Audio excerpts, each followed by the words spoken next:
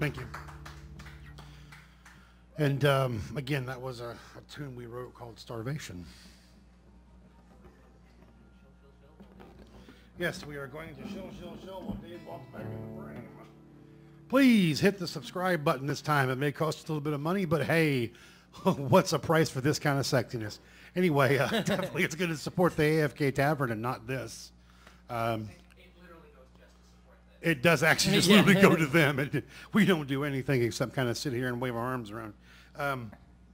Hit the follow button, hit the subscribe button, go to YouTube, hit the thumbs up, ring the bell, and I guess we've shielded enough for the time being. Yep. Now, let's look at where we at according to schedule. How we use dragons of the oddball variety to In the expand campaign and further stretch the characters plus less discourse about funsies and those dragons, compare and contrast voicing. This is where we get to do the voices of the dragons, along with making sure we have an accessible idea for campaigning. Mm-hmm. One of the things that I always liked about the oddball dragons is that they themselves represented a different version of the morality of dragons. Basic dragon morality is if you're colored dragon, you're evil. If you're metallic dragon, you're not. Hold on. I'm sorry. Is there any double entendre about racism there? Right.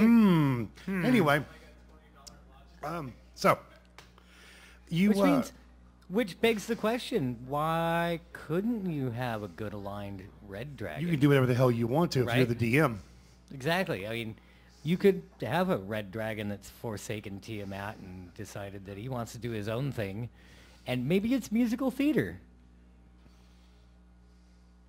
Or funding the arts. Musical theater. Okay. You never know. Okay, fine. Whatever. He's just gotten way into interpretive dance. Why is it always interpretive dance, damn it? I have no idea. I'm not sure what's worse, though. The red dragon who's good in interpretive dance, or the metallic dragon that's running a tally house in a bank. Right. Or how about a white dragon that just, he really wants to see kids smile, and so he comes down from the mountains and sells snow cones. There is something dreadfully wrong with your brain, Dave. Or exactly right. I don't know. Gunpowder Girl said to hope it's musical theater. Right? By the way, we can see the comments now. Production Mistress gave us this wonderful monitor where we can actually read stuff and we can answer questions. So if you have any questions, please say something. We'll be happy to read it on the spot and talk about it.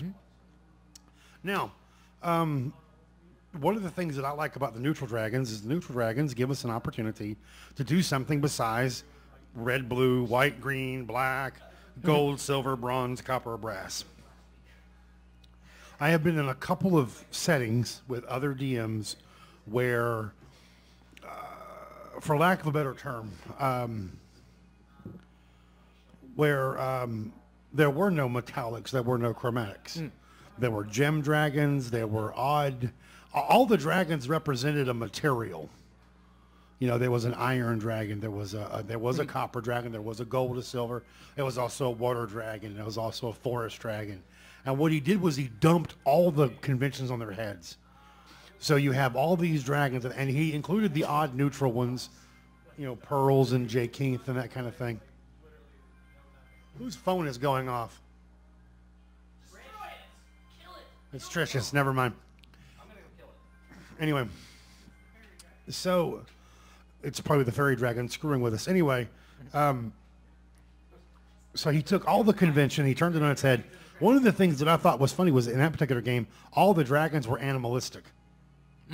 Okay, so they weren't like highly intelligent. Well, they were highly intelligent, but they were animalistic. They were animalistic or they were topical according to their milieu.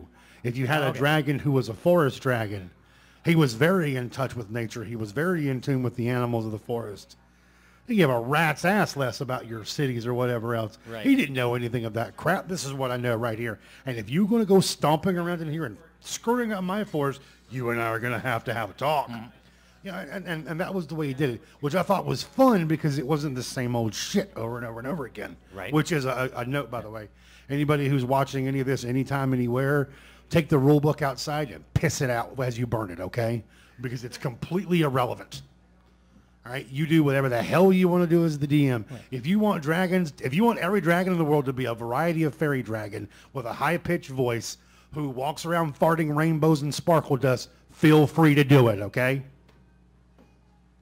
Well, don't let the rule book make you do it any differently than you want to do it. Keep that firmly in mind.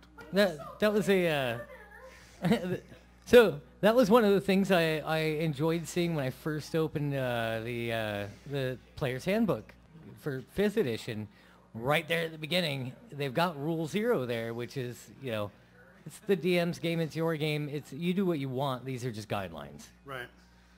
And you know that's you get to. We're going to do this real quick because it begs the part of the question. It happens a lot. People there are millions, squillions, billions, zillions, quadrillion jokes out there about rules lawyers. Hell, I have a shirt at the house that says the law offices of Min and Max. We do things by the book. Mm-hmm. Okay?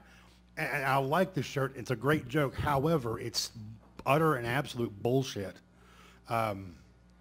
which is the thing you run into, especially when you start fucking with paradigms. Mm-hmm. And dragons are the biggest paradigm in gaming, besides we met in a tavern. Yep. Woo. The point is, though, is that's... Right. Yep. The point is, though, is that it's the second biggest paradigm, in my opinion, mm-hmm. in the game is dragons. And dragons that are made of metal are good, and dragons that are colored are evil. Why do the colored dragons have to be evil, you racist bastards? Mm-hmm. Why do the gem dragons have to be anything special? Yeah, and the short answer is they don't. Exactly. Yeah. Exactly.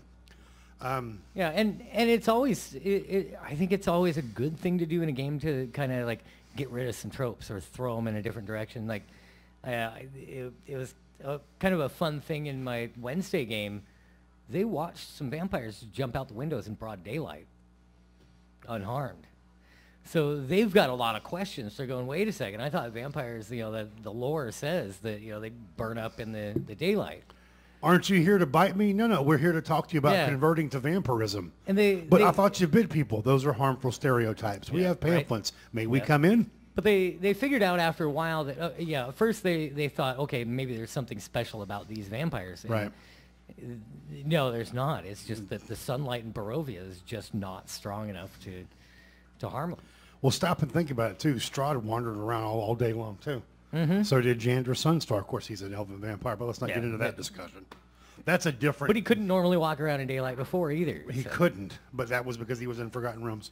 Anyway, the point is we're going to have to do a vampire series, too, sometime soon, because I'm looking so forward to talking about dwarven vampires and halfling vampires. But anyway... Aslan Rex got a...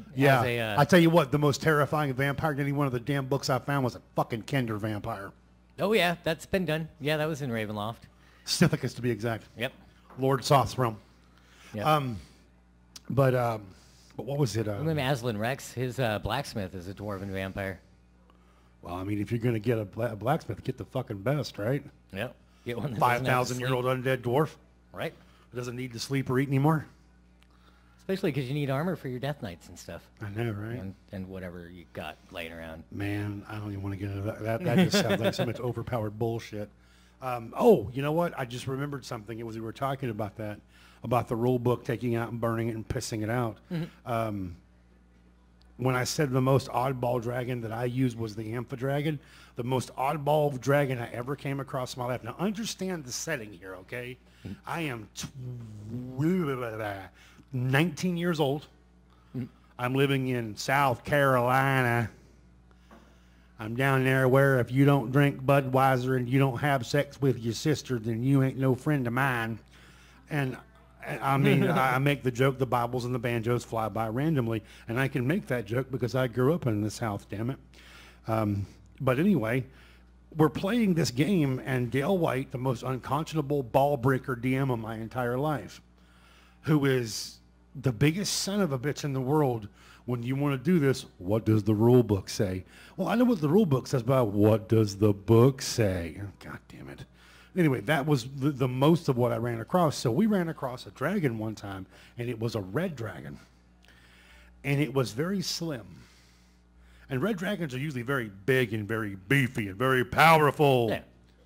And the dragon walked up and it was like, "Hi, how are you?" And we were like, "Wow, that's kind of cool. It's a dragon." And to make a long story short, what we had met was a non-evilly aligned leather daddy red dragon.